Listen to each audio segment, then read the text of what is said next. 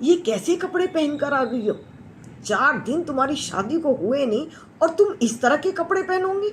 ये बहू के कपड़े होते हैं क्या? अभी तो आने जाने वालों की लाइन लगी हुई है, अभी तो रिश्तेदार भी बार बार आ रहे हैं और तुम ऐसे कपड़े पहनकर खड़ी हो गई हो। बेटा सुनो, ये इस घर में बिल्कुल नहीं चलता है। मम्मी जी वो क्या है कि साड़ी तो मैं पहन नहीं पा रही हूँ, और जो सूट है ना वो बहुत हैवी सूट है। मुझे लगता है कि मुझे मार्केट जाना पड़ेगा और थोड़े हल्के कपड़े भी लेने पड़ेंगे। अभी तुम्हारी शादी को 4 दिन नहीं हुए, तुम्हारी माँ ने इतना खर्चा किया, मैंने इतना खर्चा किया, अभी से तुम्हारी शॉपिंग शुरू हो जाएगी। कौन कराएगा शॉपिंग? बताओ बताओ जरा मुझे, कौन कराएगा शॉपिंग? तुम्हारी मम्मी दिलवाएंगी या मैं दिलवाऊंगी? और सुनो, कमल तो बिल्कुल नहीं दिलवाएगा, आते ही उसके सिर पर सवार हो जाओगी। एक बात कान खोल के सुन लो, जो सैलरी वो देता है वो मुझे ही देगा। मेरा बेटा है, मैंने पढ़ाया लिखा है, और इस घर के खर्चे की जिम्मेदारी भी मेरा बेटा ही उठाता है। खबरदार अगर तुमने सैलरी की बात की, एक बात कान खोलकर सुन लेना, तुम्हें जो भी लेना है या तो तुम अपने घर से लेकर आओगी या तुम मुझे बताओगी। मेरे बेटे को बिल्कुल भी परेशान मत कर देना। अब बहू सहम गई थी, चौंक गई थी कि पत्नी बनकर आई है और पति ने वायदा किया था कि मैं तुम्हारी हर फरमाइश पूरी करूंगा, मैं तुम्हें बड़ा खुश रखूंगा।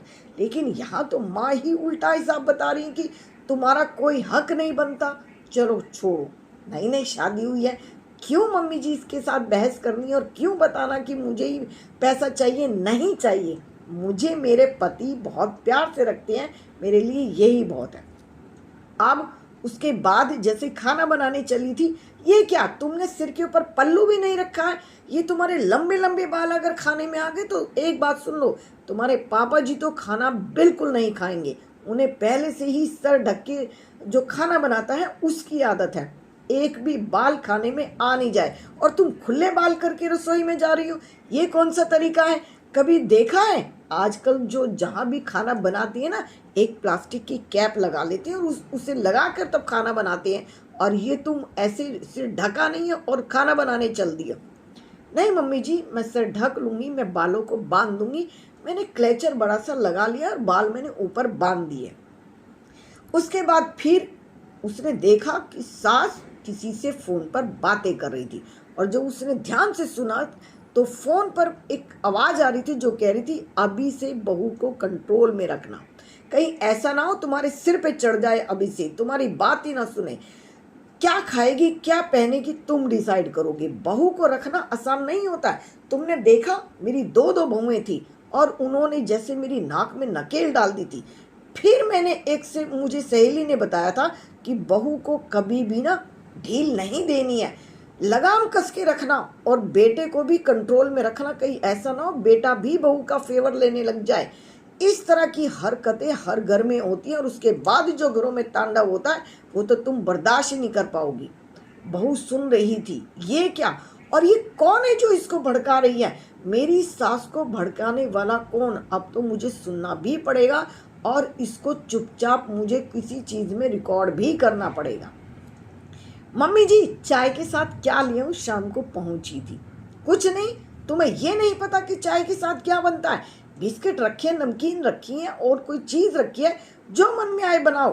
तुम्हें ये भी नहीं पता? बिना बात के तिरस्कार कर दिया था बहू का, बिना बात के झिझक दिया था। फिर बहू बाहर आ गई थी। मेरी तो कोई गलती भी नहीं है, बहू सोच रही थी। मुझे समझ नहीं आ रहा ये फोन आया था तो किसका आया था। अब दोबारा से मुझे इस चीज पर ध्यान देना होगा। रात का समय था, मम्मी जी को दूध देने गई थी। मम्मी जी आप दूध पिएंगी क्या? क्यों, ये भी कोई पूछने की बात है कि दूध पिएंगी क्या? दूध मंगाया किस लिए जाता है? मेरे घुटनों में दर्द हो रहा है, कैल्शियम की कमी हो चुकी है, घुटनों से चला नहीं जाता।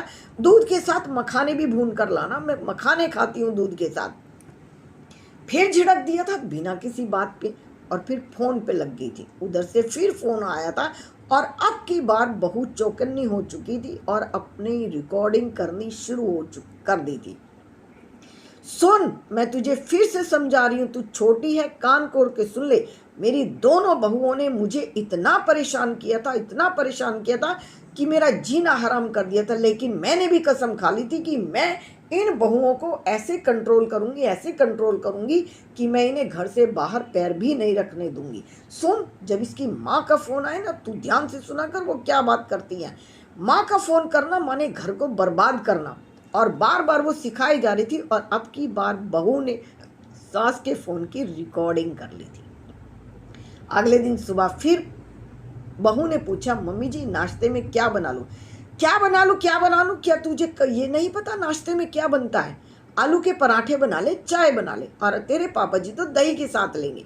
मम्मी जी, मुझे एक चीज समझ में नहीं आ रही है, मेरी गलती कहाँ पर है कि आप मुझे बार बार, मैं आपसे इतने प्यार से बात कर रही हूँ और आप मुझे बार बार इस तरह से बात करती हैं जैसे मैं बहू नहीं हूँ, कहीं बाहर से बेगानी आई हूँ। मम्मी जी, आप मुझे बैंड बाजे के साथ इस घर में लेकर आई हैं, और आप ये किस तरह की बातें मुझे करती हैं? किस तरह की करती हूँ? जैसे बहू के साथ की जाती है ऐसे करती हूँ। मम्मी जी, आप अपने व्यवहार को या तो बदल लीजिए, नहीं तो मुझे भी बदलना आता है। क्या कहना चाहती है? तभी सास ने कहा था, क्या बदलना चाहती है? मम्मी जी, मुझे लगता है कि आपके जो फ़ोन आ रहे हैं वो बहुत अच्छे नहीं हैं। उनके घर में कितने हंगामे हुए वो तो वो जानते हैं। ये कौन है जो आपसे फ़ोन पर बात करती है? उनके घर की बातें वहीं तक रहने दो। सबके घरों में अलग अलग तौर तरीके होते हैं। मैं बहुत प्यार से बात करती हूँ तो आप भी प्यार से जवाब दो। अगर मैं बदतमीजी पे उतर आई तो आप क्या कहोगी कि बहू बदतमीज आई है? मम्मी जी, ये जो भी कोई है इसे समझा दो कि तुम्हारी बहुएं पढ़ी लिखी नहीं होंगी, तुम्हारी बहुओं के संस्कार भी वो नहीं होंगे। मैं उस तरह की नहीं हूँ, जो आप चाहती हो वो मैं करना नहीं चाहती हूँ। आपके पास जो भी फ़ोन आया है मैंने इसमें रिकॉर्डिंग की है, तो तू क्या मेरे कमरे के बाहर खड़ी रहती है, रिकॉर्डिंग करती है? ये कहाँ की तमीज़ है? आज आने दे कमल को, मैं उसको बताऊंगी। आप कमल को नहीं, मैं आज पापा जी को बताऊंगी कि पापा जी देखो ये किसका फ़ोन आया है, आप चेक करो। मैं तो चेक करूंगी नहीं, आज मैं पापा जी से वो फ़ोन चेक कराऊंगी जो उन्होंने आज तक चेक नहीं किया है। अब सास चौंक गई थी क्योंकि बात उसके पति तक आने वाली थी। बहू ने कह दिया था ससुर जी को सारी बातें बताऊंगी, पल्ला करके नहीं बताऊंगी, उनकी बेटी की तरफ बताऊंगी। अब सास चौंक गई थी कि ये तो गेम उल्टा होने वाला है। उसके घर में सुख शांति हो सकती थी, लेकिन एक फ़ोन जो बार बार उसके पास आ रहा था वो उसे बहू के साथ एडजस्टमेंट नहीं करने दे रहा था। सास ने बहू के सामने कह दिया था कि गलती हो गई है, आगे से मैं ऐसा नहीं करूंगी, अपने परिवार को अपने तरीके से रखूंगी। मेरी बहू बहुत समझदार थी, तू छोटी है लेकिन छोटी होकर तूने मुझे वो चीज़ सिखा दी जो मैं नहीं सीख पाई थी। मम्मी जी, ये जो भी आपको फ़ोन करती है आपको एक चीज़ समझाती है, आपका बुढ़ापा खराब कर देगी बहू। मम्मी जी, इस चीज़ को दिमाग से निकाल दो। आपका बुढ़ापा आपके हाथ में है और मैं आपके साथ हूँ, आपका बुढ़ापा खराब हो नहीं सकता। बहू ने सास को समझा दिया था और सास की भी समझ में आ चुका था, अब मेरा बुढ़ापा मेरे हाथ में है, किसी दूसरे के घर की शिक्षा के हाथ में नहीं। सास ने अपनी गलती मान ली थी।